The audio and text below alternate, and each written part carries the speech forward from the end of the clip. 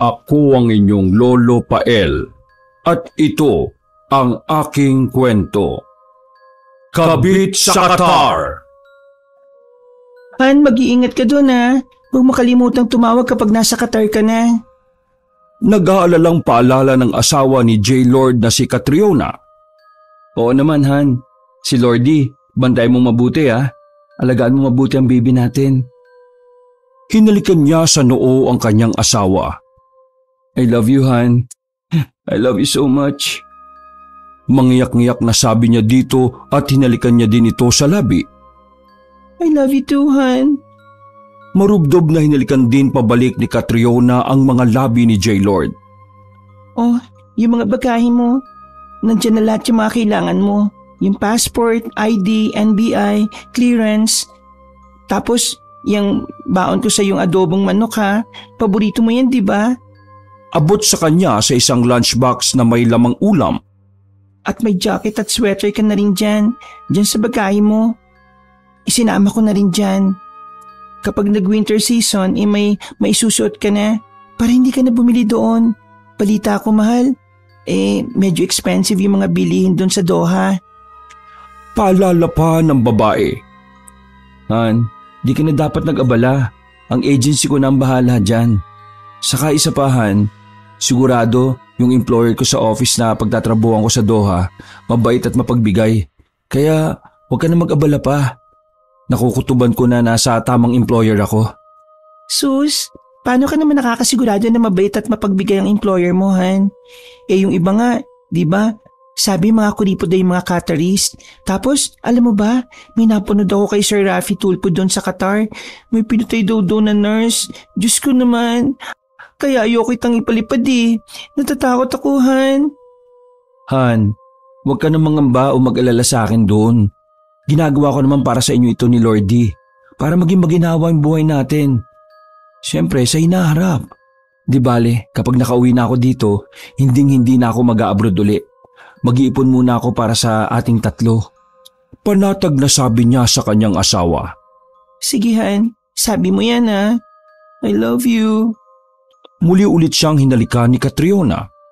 Dumating na ang sasakyan na pinaupahan niya para sunduin siya sa airport. Mangyak-yak pa si Catriona habang sinusulit nitong yakapin siya ng mahigpit. Ingat ka doon, mahal ha? Paalalang muli ng babae sa kanya. Oo, Han. Papasok na sana siya sa taxi nang gumawa naman ang kanilang anak na sanggol sa loob ng bahay. Ay, aalis na lang, Lordy talaga oh. Bumalik muna siya sa loob ng bahay. Dumiretso siya sa kuna at kinarga niya ang sanggol na si Lordy at hinele-hele. Hayaan mo anak, uuwi din si Papa ha. Bibilang kita ng maraming toys pagdating ko. Ngiting tinititigang sabi niya sa anak na patuloy pa din sa pag-iyak. Akin na nga yung batang iyakin na yan. Inabot na niya ang 1-month-old na sanggol sa asawa. Masyado namang spoiled ang Lordy na ito. O sige na Han, gora ka na. Baka mahuli ka pa sa flight mo eh. Pinugpog niya ng halik sa labi ang anak, maski si Catriona. Ay, mamimiss ko talaga itong kiss ninyo. Kaya susulitin ko na.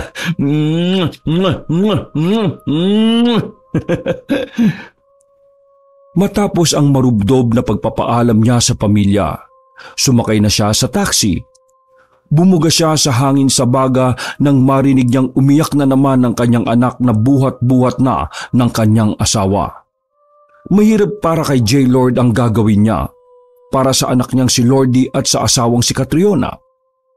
Sa ngayon pa lang kasi, nasa paupahang bahay pa lang nakatira ang mag-asawa.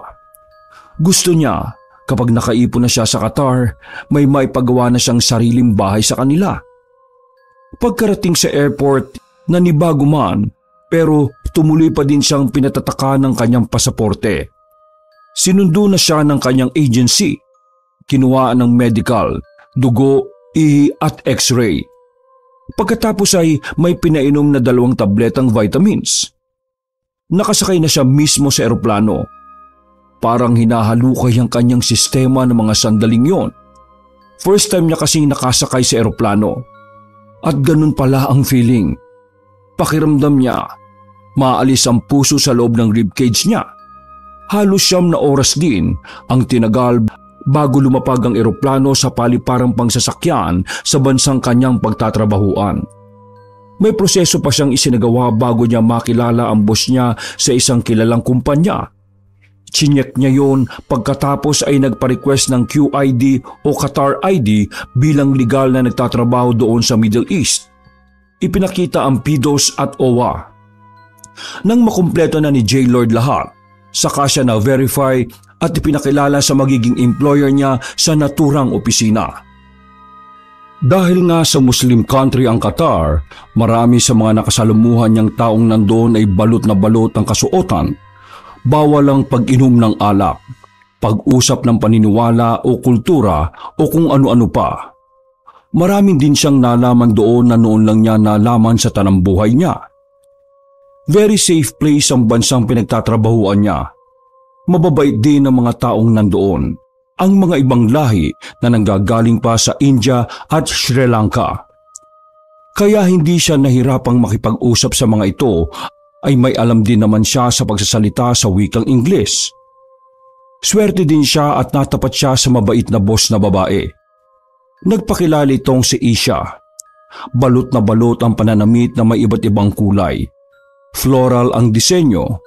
Mas bumagay pa sa boss niyang si Isha ang kasuotan na yon na dahil sa kariktan ng mukha nito.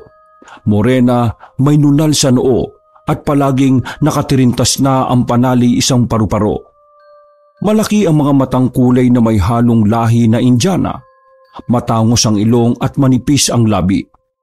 It's really nice to meet you, J-Lord. Nakangiting bati ni Isha sa kanya. Me too. Thank you, Ma'am Nisha. Inabot naman kaagad ng lalaki ang kamay ng kanyang boss. Isha. Ma'am Nisha. Natapik pa nito ang muka. My apology, Ma'am Isha. Have you any experience from the Philippines? Tanong pa nito nang tingnan maigi ni Isha ang kanyang record. Yes, ma'am. I'm an office staff for 3 years from my hometown. Oh, I see. But that is not exactly experience I am talking about. What, Ma'am Isha? Tumayo si Isha sa may table. Ang mga mata nito'y nakatingin sa kanya ng diretsyo, pababa sa kanyang dibdib at sa maselang bahagi ng katawan. The experience what I'm talking about is this. Hinaplos siya nito sa may lieg pababa sa kanyang dibdib. Pumalag kagad si J-Lord. Ma'am, I'm sorry. I have already my wife and my son. I am no more single. Pero hindi yata narinig ng babaeng yon ang kanyang sinabi. Ma'am, I have already wife and son. I'm already married. Please, ma'am, stop this. But she is not here. I'm a Catarist. She is a Pinay. New girl, new experience, right? But, ma'am, kamuntikan na nitong hawakan ng maselang parte ng kanyang katawan nang may dumating na empleyado din sa kumpanyang yon. I'm sorry to interrupt you too. Ma'am Isha, you have a call. Tukoy nito sa boss niyang babaeng amo. Okay. Naramdaman niyang muli ang paggaplos ng kamay ni Isha sa balikat niya. I'll get back to you later, J-Lord. Bulong ng amo niya sa kanya. Hindi makahuma si J-Lord sa naging employer niya. Feeling niya makakagawa siya ng pagkakasala dahil sa babae ang kanyang amo. At parang nakukursanadahan pa siya nito. Ayaw niyang magtaksil kay Catriona. Kaya hanggat maaari sinusubukan niyang umiwas dahil yon ang first impression niya kay Isha, ang maharot na Qatarese employer niya. 3 months pa naman para makapaghanap siya ng bagong employer. Kung naiilang siya kay Isha, sinubukan niya munang pakibagayan ng among babae at nang makumpirmang wala na itong gagawin kung anong tumatakbo sa utak niya, nag-decide siya na manatili kay Isha. Mabait naman pala itong si Isha. Ay, baka nag-assume lang ako noon na kursunada niya ako. Biniro lang pala niya akong hahawakan yung ano ko. Very conservative pa naman yung mga nakatira sa bansang ito. Panigurado, hindi ako gagawa ni Madam Isha ng kahalayan. Bulong niya sa sarili. Nakikita niya sa ugali ng babaeng employer niya na palabiro ito. May sense of humor, mabait at galante. Oo, totoong may mga kuripot sa Qatar, pero hindi naman lahat. Napakaswerte na nga niya sa naging employer niya dahil tinutulungan pa sila ng mga co-employee niya ng boss niya sa mga posibleng projects at sa mga gagawin. J-Lord, I'm so sorry for the last time, ha? I'm just like with the stuff. Nakangiting sabi nito sa kanya. Medyo may pagkabarok ang English nito. Napaisip naman noon ang lalaki. Ganun ba yung nakikipagbiruan? Yung kamunti ka nang mahawakan yung ano ko? Bulong niya sa sarili. What are you saying? Nakakunot noong tanong ni Isha sa kanya nang mapansin nitong bumubulong siya. I'm sorry, Ma'am Isha. No problem, ma'am. Pinabalik na din siya sa trabaho ng kanyang employer. Marami din siyang naging kaibigang kaempleyado niya. Mga taga-India, Sri Lanka, may Inchik at kung ano-ano pang mga lahi. Habang tumatagal, mas napapalapit siya sa mga ito. Nabubura ang homesick na nararamdaman niya sa kanyang asawa at anak. Ganon din sa amo niyang babaeng si Isha. Nagiging gamay na din niya ang ugali nito. Parati din siyang binibigyan ng pagkain doon na trademark sa Qatar. Kaya yung iba pang mga empleyado niya, kinakantsawan din siya. Baka daw may gusto na ang amo nito sa kanya. Sabi pa nga ng best friend niyang may tuturing na si Azam, na kasama niya sa opisinang yon na may halong lahi na Pilipino at African. Friend, tingin ko may gusto na sa'yo si Ma'am Isha. Nakakibit balikat na lamang siya. Huy, best friend, feel mo lang yon, no? Saka ayoko, no? May asawa ko, best friend, at saka anak. Sayang. Ganda pa naman niya. Wala siyang boyfriend. Sariwang sariwa, oh. May pagkamanyakis ka talaga, oh, best friend. Gusto mo, ikaw na lang. Tirahin mo na. May utang pa ako sa babaeng Bombay na tinakasan ko, eh. Siya muna ang uunahin kong bayaran. Ha? Bakit? Kay Ma'am Isha, may utang ka ba? Wala pa sa ngayon, pero makikita mo. Liligawan ko yan. Oo, best friend. Ligawan mo na lang si Ma'am. Kesa naman ako ang lapitan. Ayoko, no? Sure ka ba talaga? Hindi ka magseselos? Bakit naman ako magseselos? Kami ba? May gusto nga sa'yo, eh. Wala ka pang patunay na may gusto siya sa akin, no? Meron. May CCTV tayo, no? Ha? Paano makikita sa CCTV yung nararamdaman ng isang tao? Ako ang CCTV ninyo. Lalo na si Ma'am Isha. Kakaiba kasi ang tingin niya sa'yo, eh. Yung pasulyap-sulyap niya, tapos ang paglalaway niya sa'yo. Sira ka, best friend. Bakit? May palaway-laway pa. Ano ko? Ice cream? Huwag mo nga dinadagdagan. Basta, nakita ko. Ewan ko sa'yo. Basta, ligawan mo na lang. My pleasure. Sinubukan ngang ligawan ng best friend niya sa opisinang yon na si Azam, ang boss nila. Subalit pinagalitan lang siya ng may lahing Indiano at kamuntikan pang tanggalin. Best friend, bad trip. Kamot ulong bungad sa kanya ni Azam. Bakit best friend? Napatayo naman siya sa harap na pagtitipan ng computer. Tapos ay pinaupo ang kaibigang Indiano na fluent sa pagsasalita ng Tagalog. Direject ako, eh. Ha? Oo, sabi ko sa'yo, eh. Ayaw niya sa akin. Sa'yo lang. Nandamay pa naman. Dinamay mo pa ako. Aniya at napakamot na din sa ulo. Sa'yo namang talaga may gusto ang taong yun, eh. Ewan ko sa'yo, bes.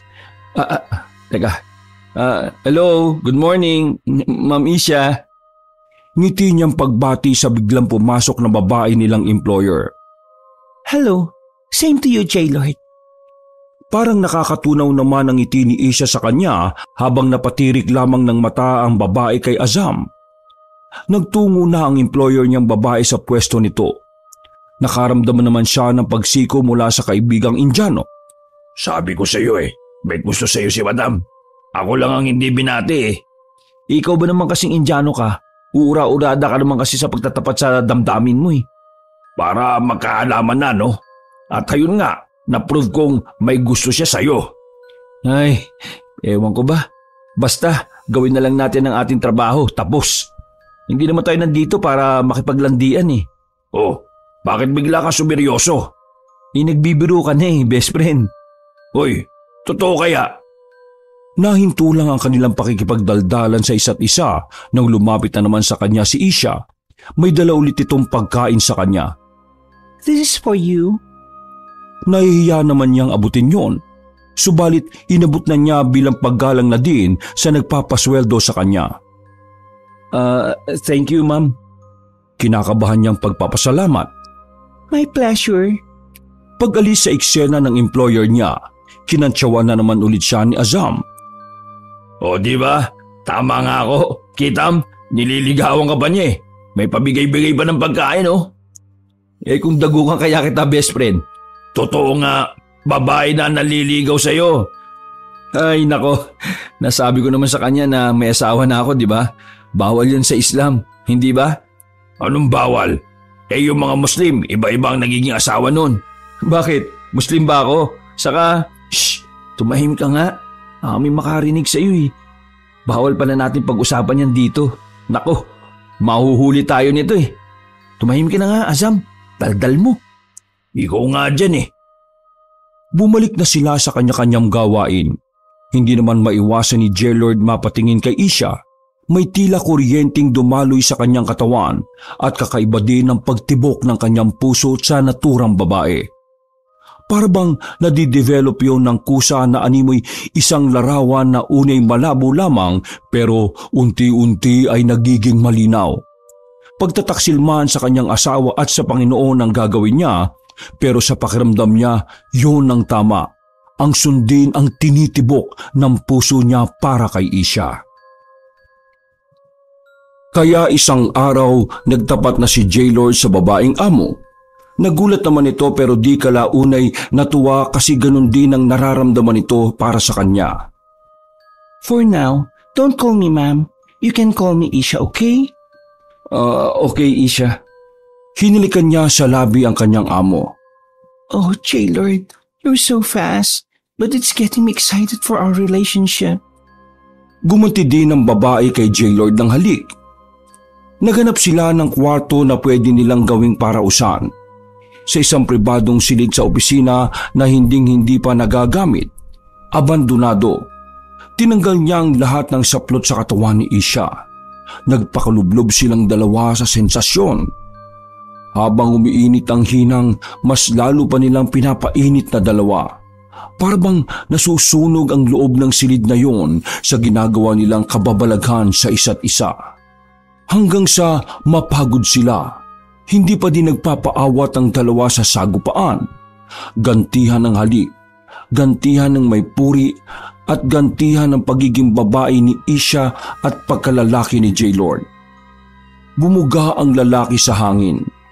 Tagaktak ang pawis niya maski ang kanyang katalik. Naramdaman niyang yumapos sa kanya si Isha sa likuran. I love you. Rinig niyang sabi nito sa kanya. Hinawakan din niya ang mga kamay ni Isha. I love you too, Catriona. Aniya sabay halik sa likod ng kamay ng kanyang amo. What? What, Catriona? Parang binuhusan naman siya ng malamig na tubig sa realisasyon. Isha. May pagkabulol-bulol niyang sabi sa kanyang employer. Oh, never mind. By the way, when we have to be our date? Tanong nito sa kanya. By Saturday? Saturday night? I schedule Saturday night, okay, my loves? Mwah.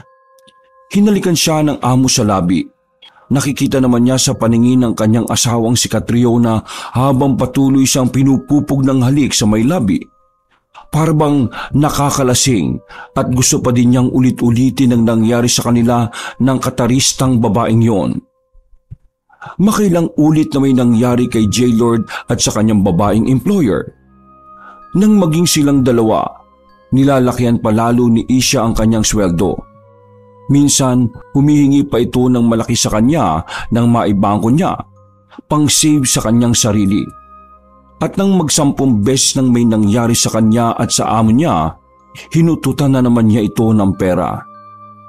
"Oh, my loves, can you give me money?" Malambing niyang tanong habang nakayakap siya sa likod nito. Sure, my love. My problem. Just for you. Mwah. Nagnakaw muli ng halik sa kanya si Isha. How much do you want, my love? 5,000 Qatari riyal? Anas niya. Ang 5,000 Qatari riyal ay tumutumba sa peso ng Pinas ng 76,500 pesos. Oh, that's so much big, but I give it to you, my loves. Galanting tugon nito at kinuha ang wallet saka inabot dito ang Qatar money. Iko-convert niya yon sa bangko bilang peso. Lingid sa kaalaman ng kanyang amo, pinipirahan lang pala niya ito upang may maipadalang pera sa asawa niya si Catriona at ang kanyang anak na si Lordy na nasa Pilipinas. Nang mabakante si J. Lord, tinawagan niya ang asawang si Catriona na nakalipat na sa Pasig. "Hello, Han?" Paunang bati niya sa asawang nasa kabilang linya. Han, hello. Good evening. Good afternoon. Ay, oo nga pala. Anong oras na dyan sa inyo? 1:35 p.m. pa lang dito. Ay, oo nga pala. Medyo tanghaling tapat pala dyan sa Qatar. Dito sa Pinas, 6:35 p.m. na. Nakalimutan ko, 5 hours pa lang pagitan ng oras dyan sa inyo. Siya nga pala, Han. Gawa na yung bahay natin. Masayang anunsyo ni Catriona sa kanya. Wow, talaga? Oo, pinasadya ko pa yung second floor niya na. Maraming salamat sa pagsasakripisyo mo dyan, Han. Miss na miss ka na namin ni Lordy. Isasend ko sa iyo sa messenger yung bahay natin. Ang ganda! Huwag ka sa akin magpasalamat, no? Sa amo ko ikaw magpasalamat. Sabi niya na iba ang pagkakahulugan. Ha? Oo naman. Kung hindi dahil sa employer mo dyan, wala kang sasahurin. Di ba? Sa sariling pawis mo naman kinikita lahat. Mahinang napatawa si J. Lord. Oo, tinatrabaho ko kasi ang amo ko, kaya ang laki ng kinikita ko sa kanya. Sabi pa niya na may ibig sabihin sa tinatrabaho ang amo. Oo, kaya mahal na mahal kita eh. Kasi ang sipag mo. Hangang-hanga talaga ako sa'yo. Flying kiss sa'yo dyan, Han. Flying kiss din sa'yo. Ihalik mo ako kay Lordy, ha? Malapit na akong umuwi dyan sa Pinas. Talaga? Nasasabik ang boses na sabi ni Catriona. Siyempre, may ipon na ako galing sa employer ko eh.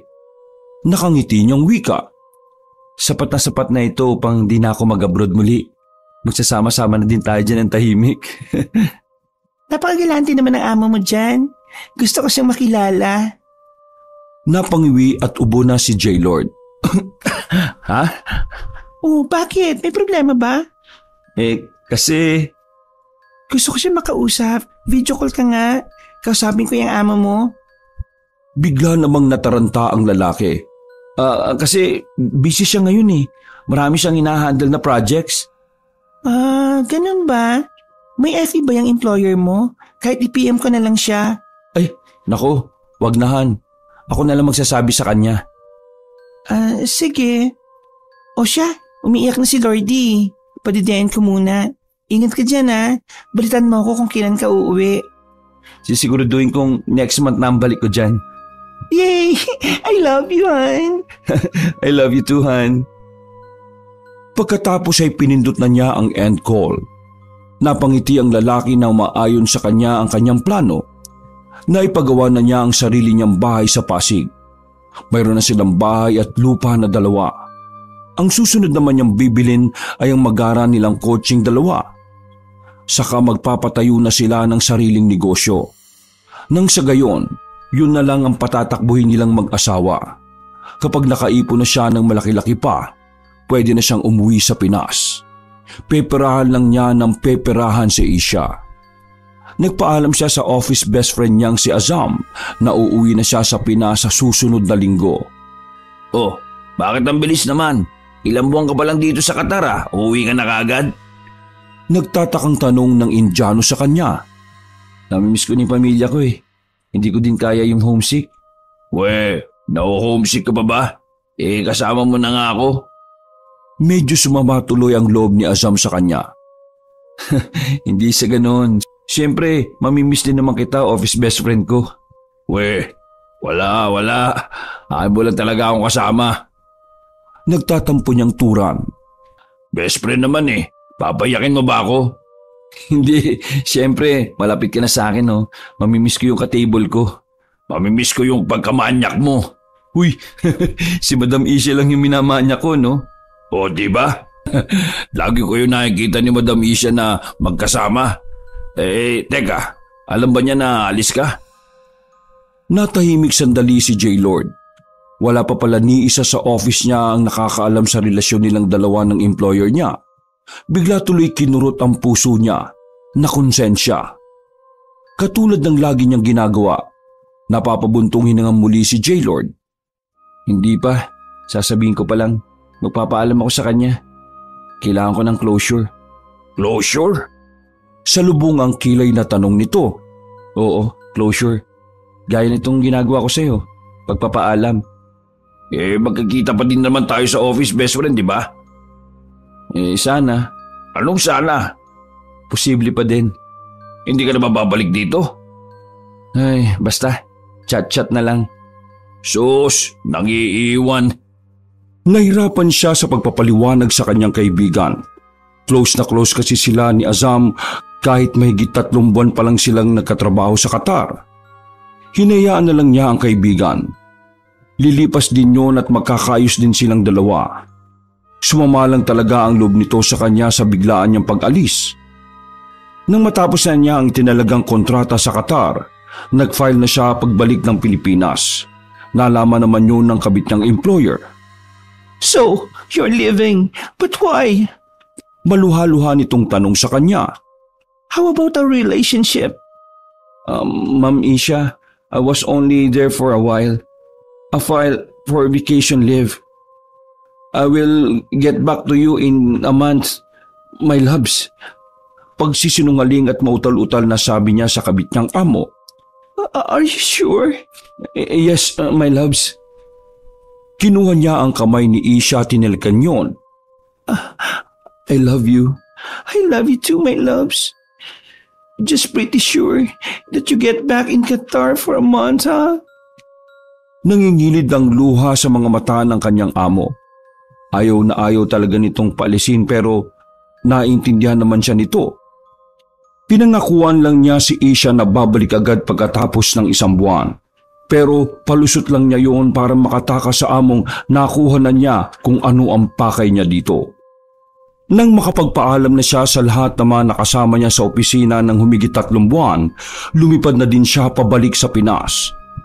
Sinalubong kagad siya ng kanyang misis ng halik pagkalabas niya sa airport. Iyak ito ng iyak. Bit-bit din ng misis niya ang lumusog na nilang anak na si Lordy. Marami itong magandang balita sa kanya. Maliban sa nakapagpatayo na sila ng bahay at lupa sa Pasig, may sarili na din silang Toyota Honda na kotse.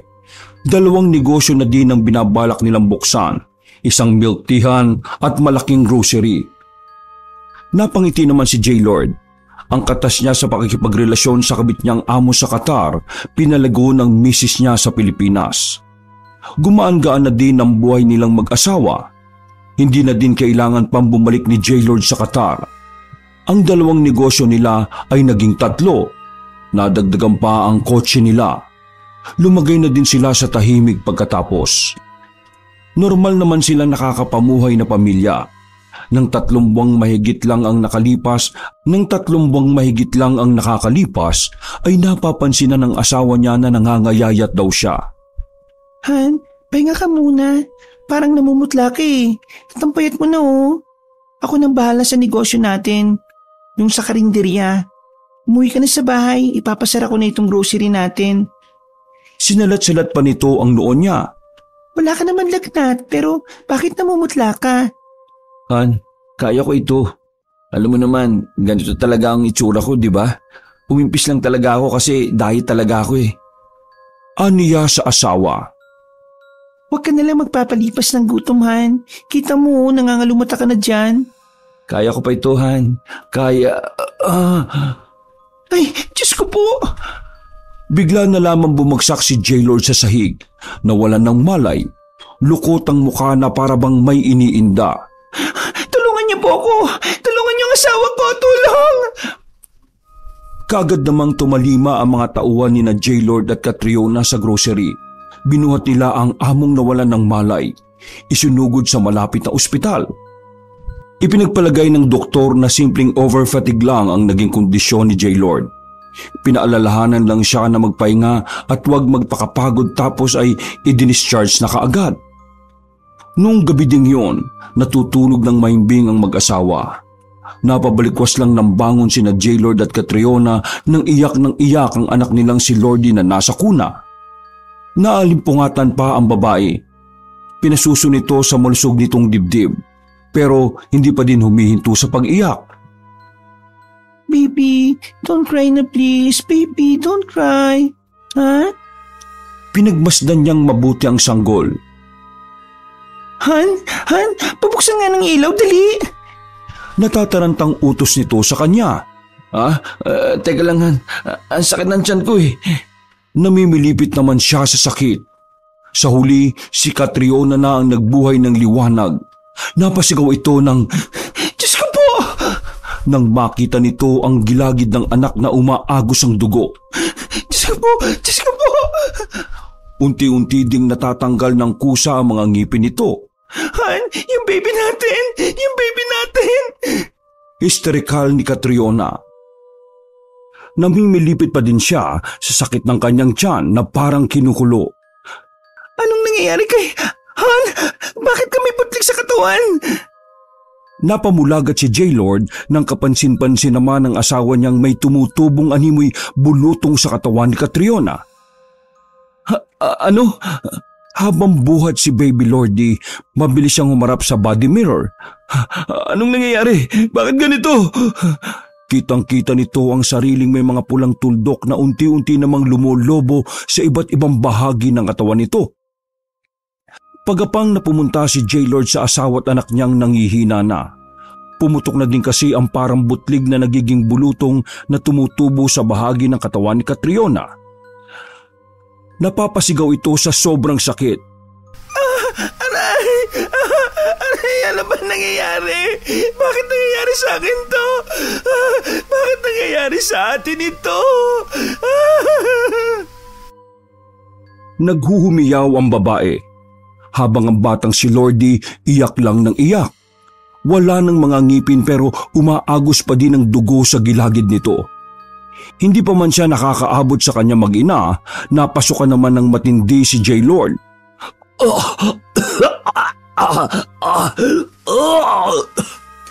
Kulay itim ang isinusuka niya, parang dinuguan.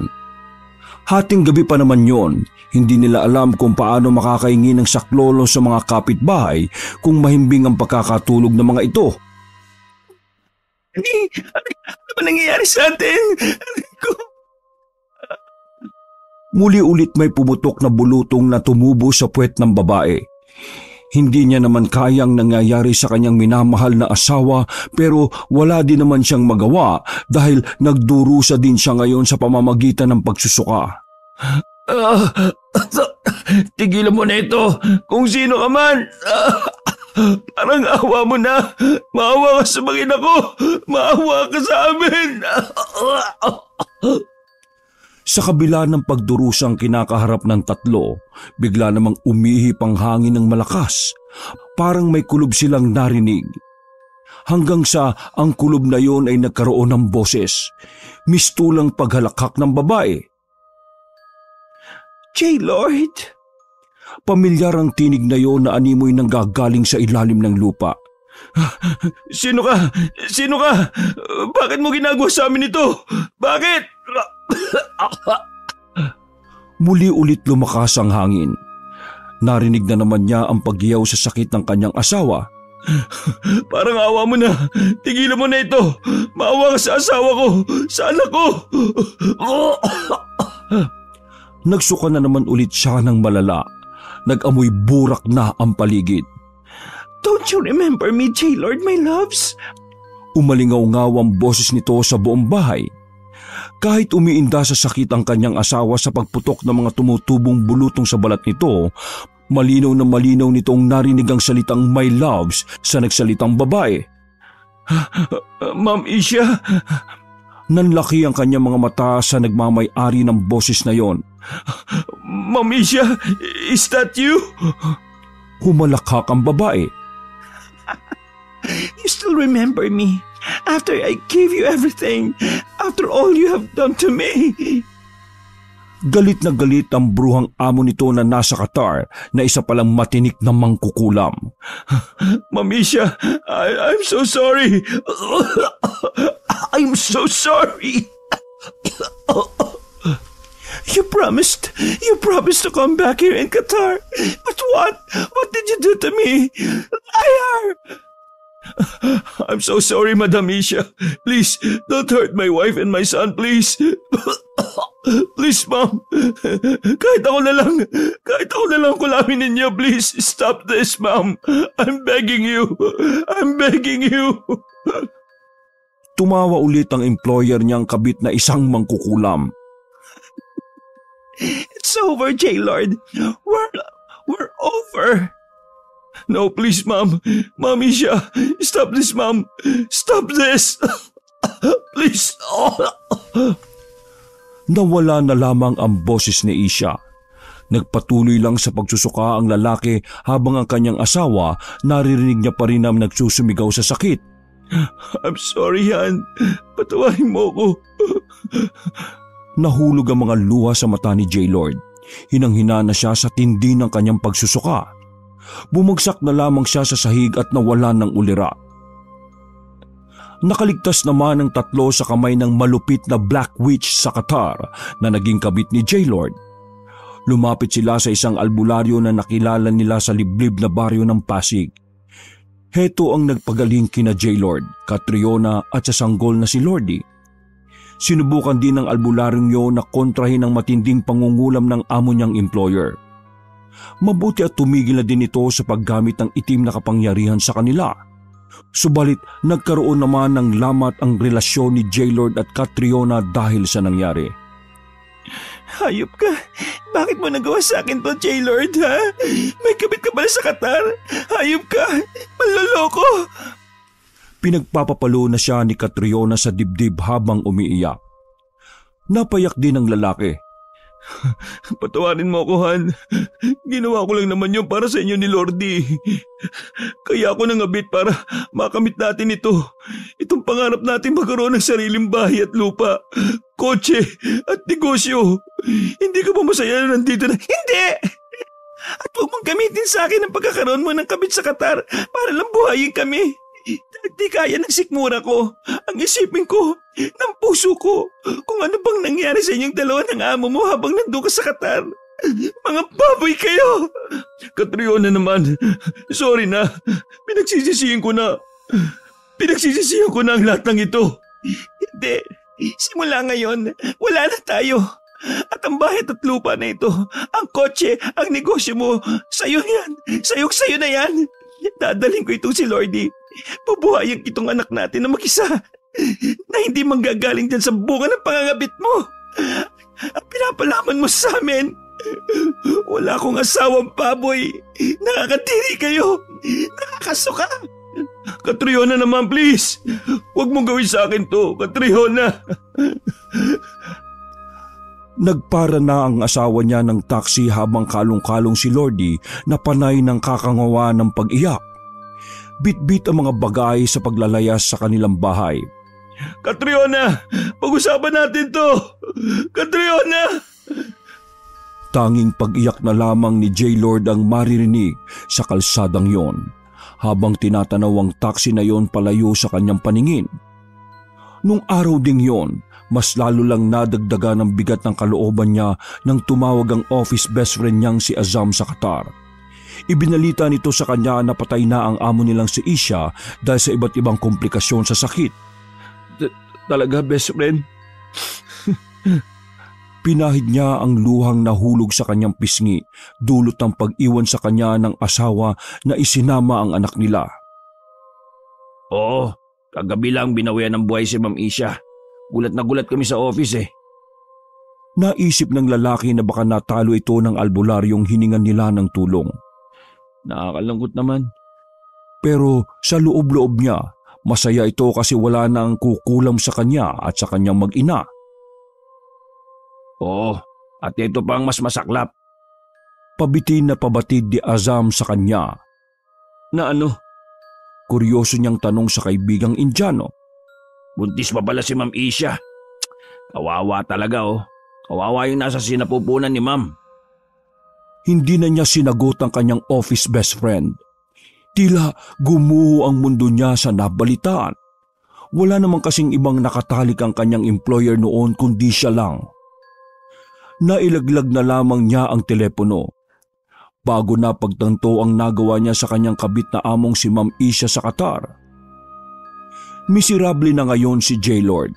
Wala ng asawa, wala ng anak, at ang labis niyang ikinokonsensya ang pagkamatay ng amo nito sa Qatar at ang anak niya mula dito.